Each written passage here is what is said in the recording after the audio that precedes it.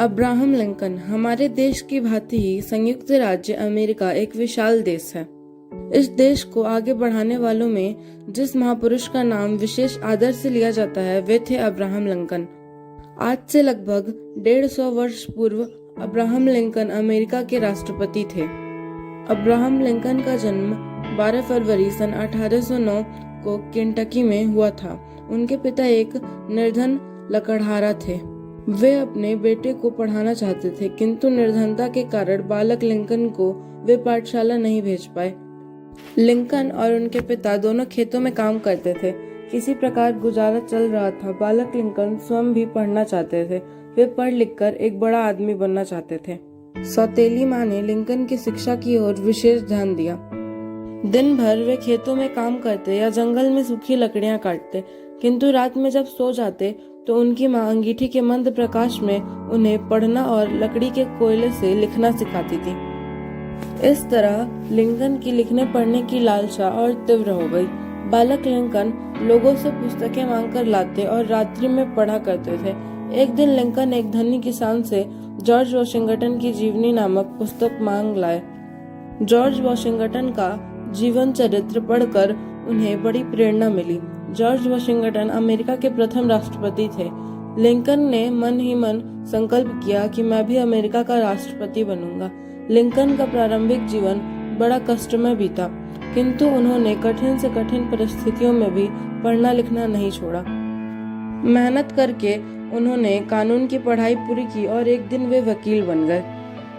धीरे धीरे उनकी वकालत चल पड़ी, क्योंकि वे योग्य तो थे ही साथ ईमानदार और सत्यवादी भी थे। वे झूठे मुकदमे नहीं लेते थे, सही पक्ष की ओर ही वकालत करना स्वीकार करते थे। उन दिनों अमेरिका में बलवान और धनी लोग गरीबों के ऊपर मनमानी करते थे और उन्हें दास बनाकर रखते थे। वे दासों से बहुत बुरा व्यवहार करते थे। यहाँ तक कि दासों को पशुओं के समान ही खरीदने और बेचने की प्रथा प्रचलित थी। दासों की दयनीय दशा देखकर लिंकन का हृदय द्रवित हो उठा।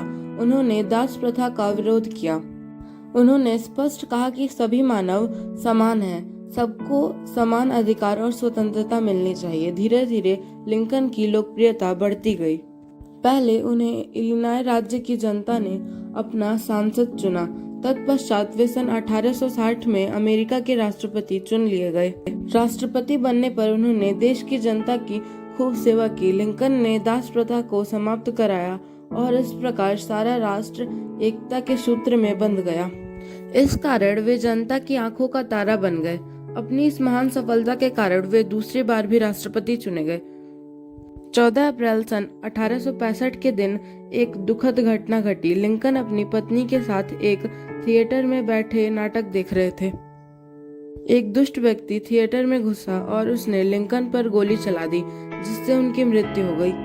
अब्राहम लिंकन इस बात का जीता जागता उदाहरण है कि एक निर्धन से निर्धन व्यक्ति भी अपने चरित्र, ईमानदारी और प्रतिभा के बल पर राष्ट्र के सर्वोच्च पद का अधिकारी हो सकता है। आज लिंकन हमारे बीच उपस्थित नहीं है, किंतु अब भी लोग उनका स्मरण करते हैं। Mother Teresa. मदर टेरेसा दिन रात गरीबों की सेवा में लगी रहती थीं। वह जरूरतमंदों तक खुद पहुंच जाती थीं। एक बार उन्हें पता चला कि एक बहुत ही गरीब परिवार है जिसके घर आज खाना नहीं बना। वह वहां चावल लेकर पहुंची। परिवार में एक महिला और 8 बच्चे थे। मदर टेरेसा को देखकर घर की महिला खड़ी हुई और उनसे चावल पाकर बार बार धन्यवाद देने लगी। वह बोली, मदर आप जरा बैठे, मैं अभी आई। वह मदर टेरेसा के दिए चावलों को लेकर घर से बाहर चली गई। महिला का अजीब व्यवहार देखकर मदर असमंजस में पड़ गईं और घर के कोने में रखी एक टूटी कुर्सी पर बैठ गईं। कुछ देर बाद वह महिला लौटी तो चावल का पात्र खाली था।